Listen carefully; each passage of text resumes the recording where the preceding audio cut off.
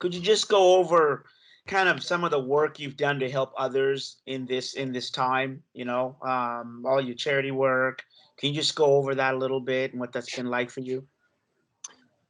You want to go over what I've been doing charity wise?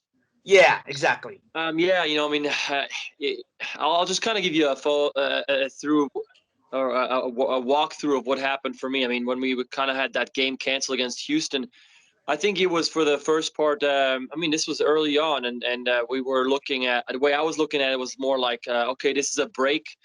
So I went straight into my art. I was like, okay, I have this additional time at hand. I need to knock out some things on the art side, so I went into that right away. But it quickly turned into realizing that this is not a break. This is more substantial than that. So with obviously then starting to work out and figuring it out other things on what do you do? What how do you stay engaged with people? Obviously, soccer is in part of the entertainment business, and for me, it was important to still try to entertain, to connect with our fans and our community. So there's been different things to do.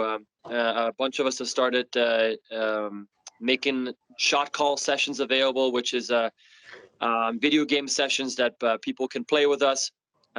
Quite a few of us have started streaming quite regularly, whether it's video games or other things, just to try to stay engaged. And obviously, the Sounders are putting out some things and giving us opportunity through them to still be involved with our communities as well. So there's lots of things cooking still in terms of fundraisers. I've been involved with Rave, as we know, the official Sounders charity has made a relief fund that helps our extended Sounders families. So I'm actually part of the board or the council that goes over those meetings, goes over the phases and the cycles and which small businesses and which individuals get that. So been really humbled and honored to be part of that.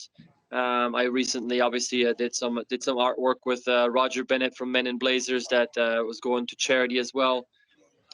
So there's lots of things going, lots of things happening, and I'm just trying to kind of extend and stay involved in as many things as I can. Hey, Steph, we talked to Christian about the reopening of the facility, and I know you guys got to wait for the governor to kind of sign off on it all. Yep. But there are a lot of social distancing protocols you guys are going to have. I mean, the list is really strict. Do you feel like it'd be worth it to go back to the training facility and do some of these things, or are you kind of in your mode right now where you have your routine and you're doing what you need to do? What are your thoughts on going back to the facility? It's a good question.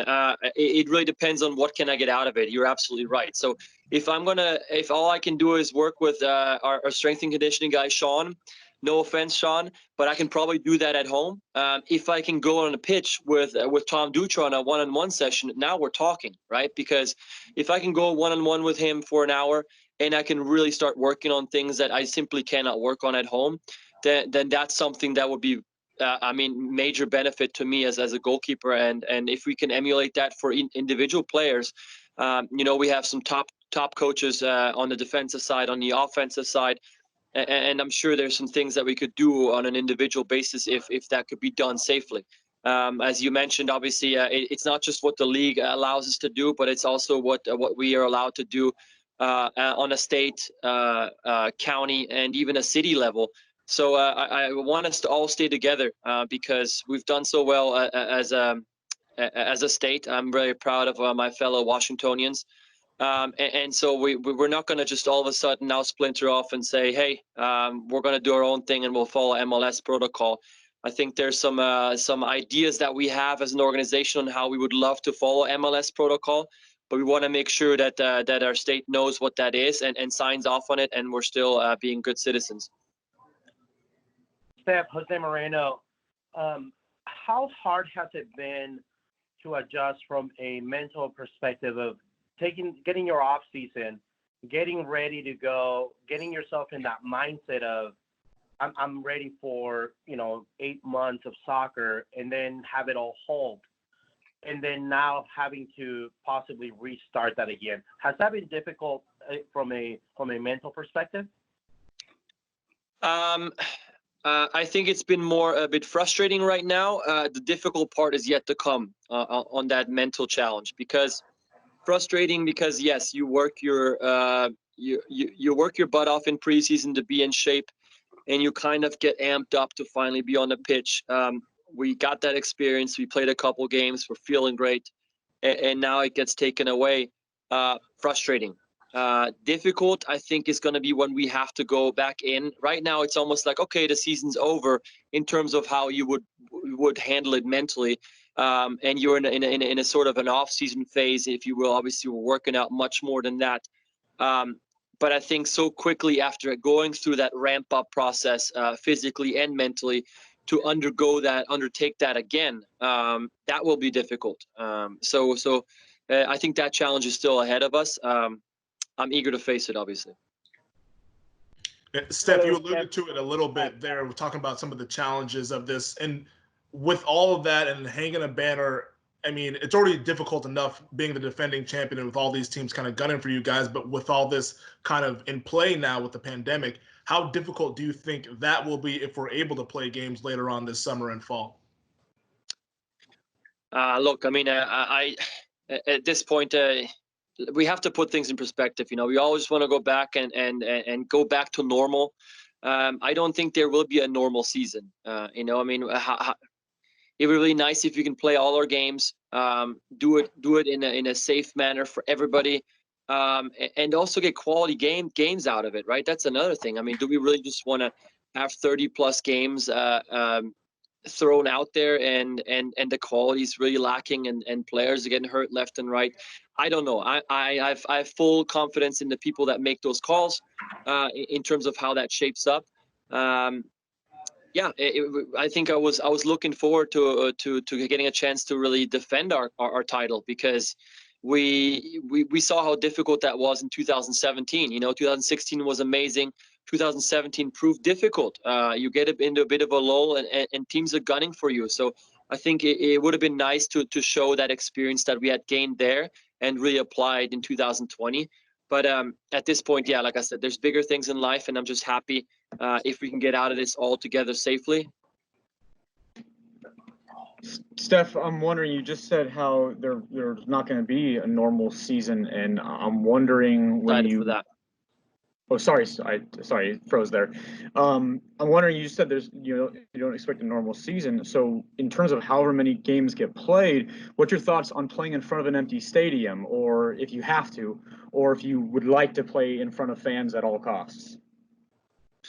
Oh, of course, I'd want to play in front of fans. I don't think there's any emulating having people in the stands. You know, you can. I know there was discussions about cardboards and audio being brought in, but I mean, you know, we might as well play a round of EA Sports FIFA game at that point. But I also understand that there's a business side of it, right? There's deals. I think our league, for the most part, is still very, very heavily relies on attendance and on the income that creates, and so that would be the ideal. We do have a little bit of money coming from TV deals too, so you know, you have the people that are in the right positions and that will have to make these calls on what makes most sense. But for me as a player, yeah, of course, I want to play in front of the fans. They're part of the experience. They're part of what makes playing soccer as a professional so great and so rewarding. So I look forward to that day again. Steph, speaking of the business side, there were some reports that MLS has approached players about a pay cut. I was curious what your thoughts are on that generally. Is that something that you're kind of girding for? And do you think that's something that's necessary in light of the circumstances? So I can just, on that, I'll speak to, all I can say is just my own opinion. So this is not, I'm not speaking for the whole union or anybody, but yes, I think there's been discussions. I can tell you that there's obviously been discussions between the union and the league. The union has gotten back to the players, the representatives. The representatives have come to the players and have informed them of what's going on.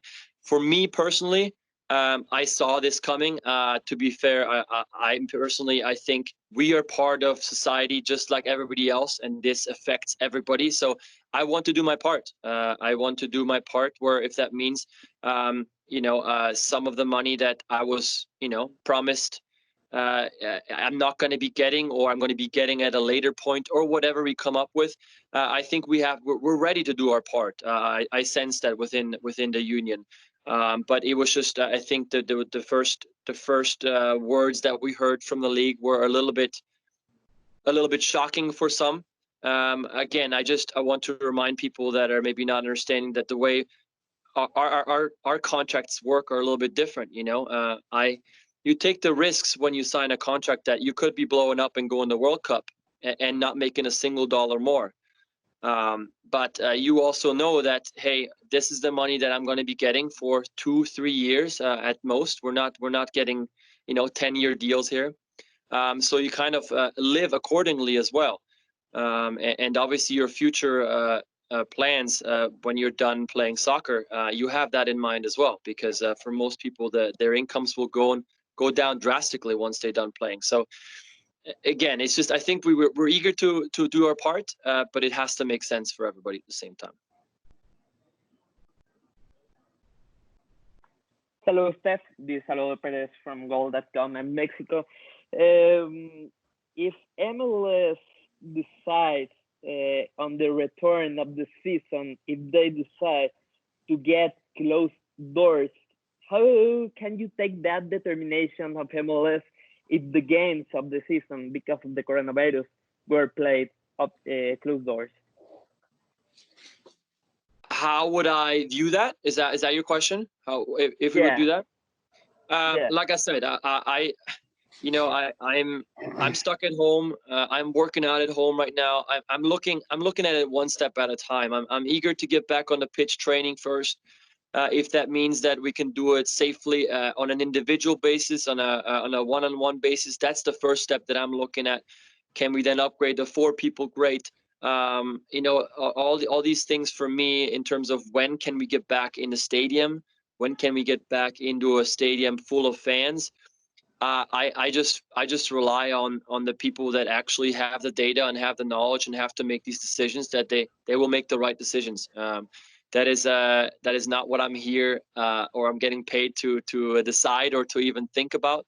I want to make sure that I stay connected with my community, help my communities through this time as much as possible, and do whatever I can for us to get back to normal life and be able to enjoy soccer when that time arrives. Steph, one more question. For the return of the season for Seattle Sounders, what do you think the Seattle Sounders need of pre-season before the return of the pitch for the games, for the season? How much time does Seattle Sounders need? It's a good question. I think it really does depend again on the process right now. Like like I said, the league just announced that they're expecting individual trainings to come in. If we can all do that, every team in every market can get back to individual sessions.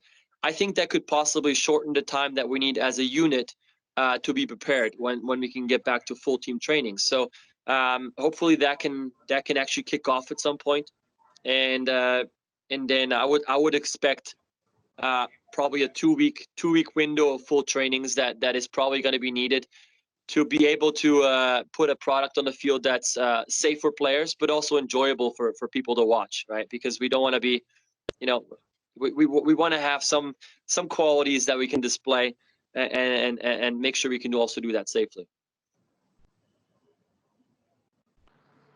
Christian, Steph, this is Jeremiah. I had a question kind of following up on something you alluded to earlier about the coming back. Are you at all concerned about safety issues coming back, or do you feel like you have pretty high degree of faith in not being asked to come back until it's safe to come back?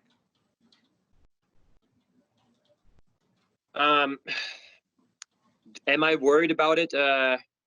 Honestly, I think that I trust the people that make these calls. I have to trust that they have not only my best interest in their mind and my health, but the whole situation. I mean, if the MLS is eager to have us come back, they gotta also realize that if something bad happens, if they call us back too early, that would be catastrophic as well. So not only is it about my own safety, but it's about just making the right call. And so I do trust everybody that has those decisions, that has to make those decisions. I'm glad I don't have to, because it's a fine line, right? Safety, revenue, they're kind of conflicting at this point, but these are difficult calls to make. But I'm happy the way we've handled it so far, and because of that, I'm confident in the people making the calls.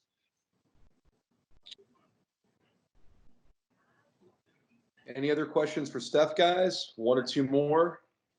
Yeah, I'll follow Yeah, up Steph. on. Steph, just curious about what you expect to see as far as the season, the schedule is concerned. What would you think is a fair way to go if you're not back until, say, July or August? That obviously makes it difficult to fit in a full 34-game schedule.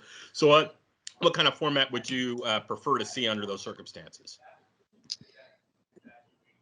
Tough question. I think that the fact that we're 2 games into the season, so I think we have a little bit of choice. We can switch to we could possibly switch to just an Eastern Conference, Western Conference, stay in your conference, play there type deal, reconvene at the end and have an extended playoff system. I don't know. Maybe there's a way where we can have something safely in the beginning, like an all-star or some kind of tournament in the beginning somewhere, while we're still waiting for things to get back as safely as possible in different markets.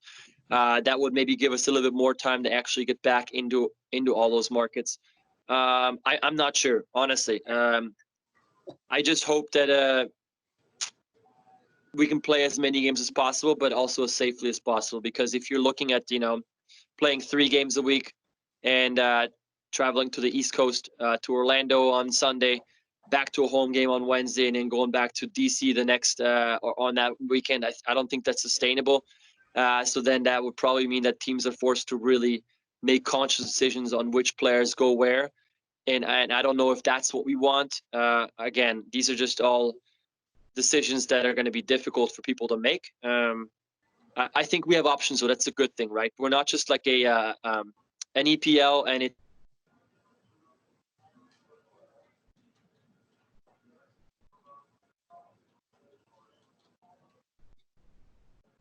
Did you guys lose me? I think we lost you there for the last 10 seconds, Steph. Oh, so I was just to finish that thought. I was just saying we're just. I think we're lucky in that there's different important parts to an MLS season, and maybe we can kind of restructure some things, move them around. The MLS playoff system, can be moved around, can be extended maybe. That again, like that, the Eastern or the Western Conference, that can be moved around or made more important. There's room to move things around, and that's a good thing.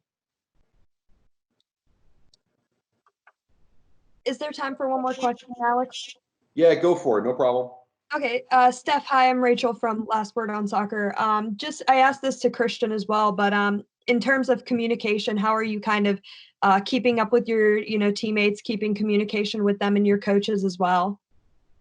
Yeah, we have little groups that are just texting each other here and there, individual players that are texting each other and staying in contact, people that hang out virtually, like I said, play video games together and stuff like that. We also have two workouts, 2 Zoom workouts every week. And in the beginning, we had a trivia night on Thursdays, which has now been changed to get to know your fellow Sounders night on Wednesdays. And it's just an opportunity for people to see each other, a bit of banter back and forth, and just kind of check in on each other, make sure we're all okay. But obviously, we're itching to get back into the locker room and see each other in person and move on.